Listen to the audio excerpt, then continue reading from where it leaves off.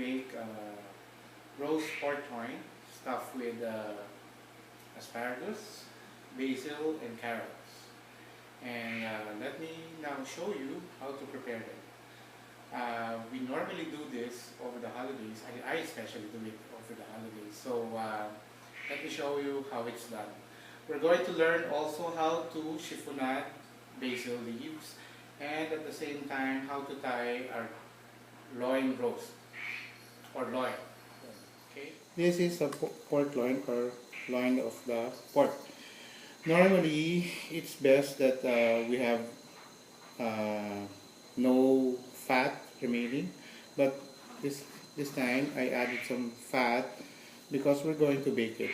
So it's also nice to have some kind of fat to prevent it from scorching totally, and also to keep the juices. Now what I did first, we're going to secure our chopping board.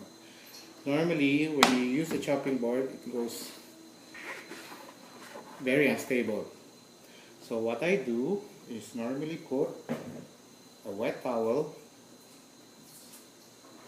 then on top of the chopping board, so it's more secure, it wouldn't move.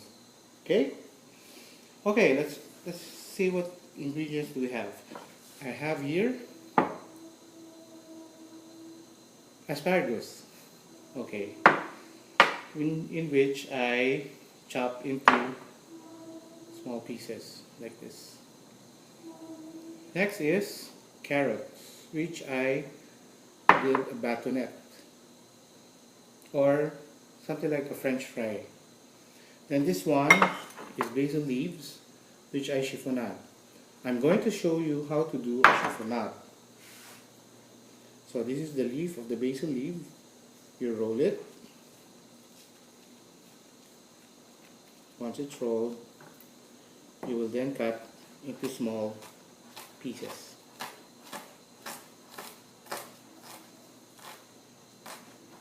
Okay, continue. Okay, going back,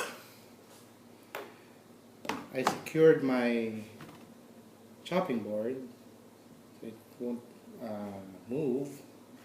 And now we're going to put the stuffing inside the pork loin. So this is the pork loin.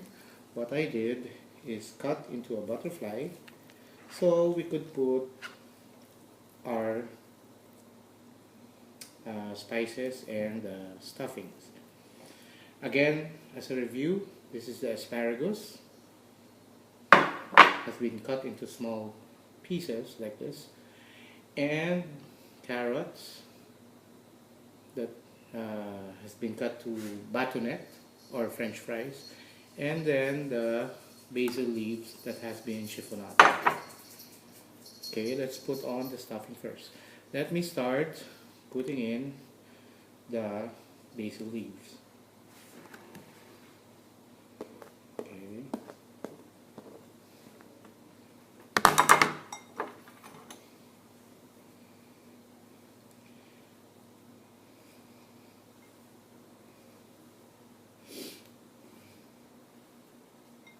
Later on, we're going to put some spices, and for me, I have a dry spice and some marmalade, or in this case guava jam with some soy sauce as a base of our marmalade or spice. Okay, now I'm going to put some carrots, arrange them like this.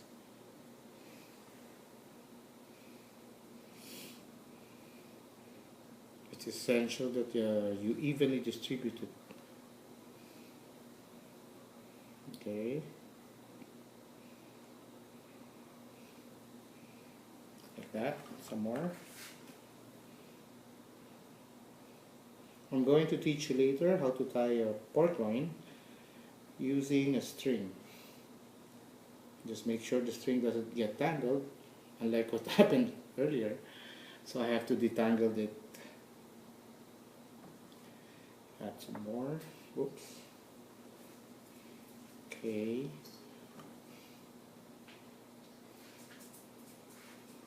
Now I'm going to add some asparagus. It is going to be good. Just roughly even it out.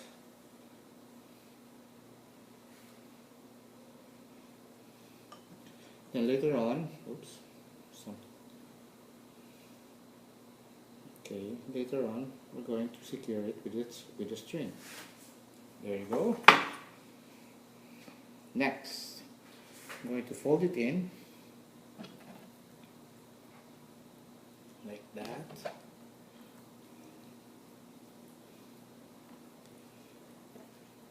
Make sure that it's very secure. The reason why we put on string is so that when it gets cooked, the meat will be secured and the stuffing won't get out. Okay.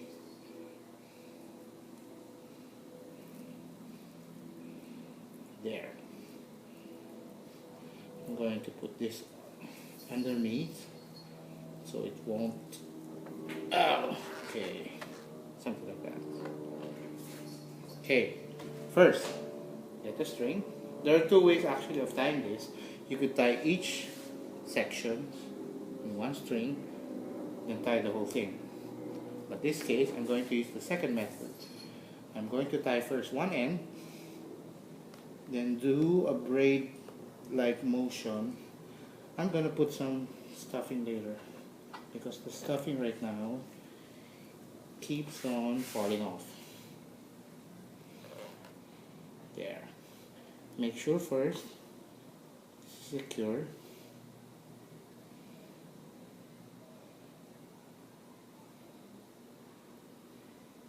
Okay, this is the first loop. There. For security, I'm going to tie a loop. Okay. Now what happened next will be, I'm going to pull in the string here, there, and tie it securely. Then I'm going to make another loop inside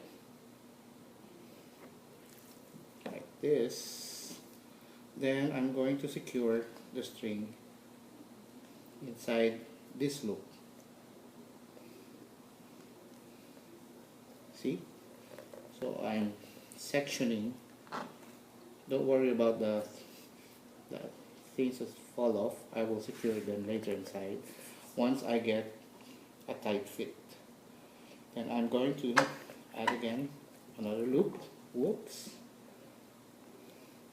Well, cooking is messy, so expect a lot of things. There you go. So I'm going to secure this again. So you can see it gets tight. I'm going to secure another loop like this. Then pull off the meat. I'm going to show you later when it's very secure already. Then I'll add the other ingredient. Okay, now that I've tied the string, here's what it looks like. I put it in a pan since I'm going to marinate it with some dry rub and some jams and soy sauce. You can see it has been secured. Then I put a string on top to loop it like that twice, so the edges are also secured. Also, I secured the meat inside so it won't leave. As you can see, this is the seam. It's really secured. You can see the meat inside. Okay, while I rearrange my pan, I'm gonna add some dry rub. This is actually salt, pepper, cayenne pepper, and some salt, some peanuts and some olive. Oh, sorry, not olive. Onion. Dried onions. And secure the rub. There you go. I'm putting in some, so everything is covered. Then at the same time, I'm going to add some wet ingredients. This is basically jam, in this case guava. I'm going to rub this on top and massage it a bit. I'm also going to add some soy sauce. There you go. Now I'm going to massage it. Then later on, I will allow it to stand for generally 3 hours or more. This can be a bit messy, but it's gonna taste so great.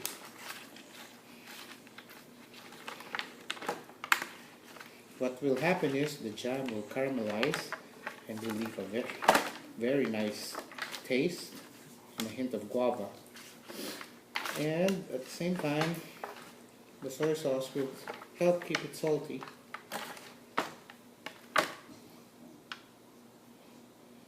Oh, there's some stuffing that's going out.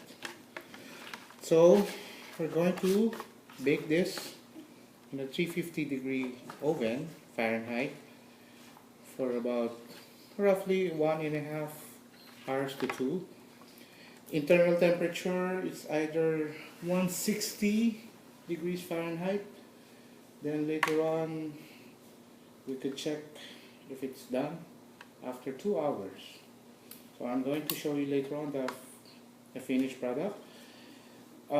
Before that, before serving it, you're going to serve it cut individually, and some sauce if there's any remaining from the marinade. And we're going to remove the string. Okay, so this is the Porkloin Roast. I'm going to show you later the finished product. Bye!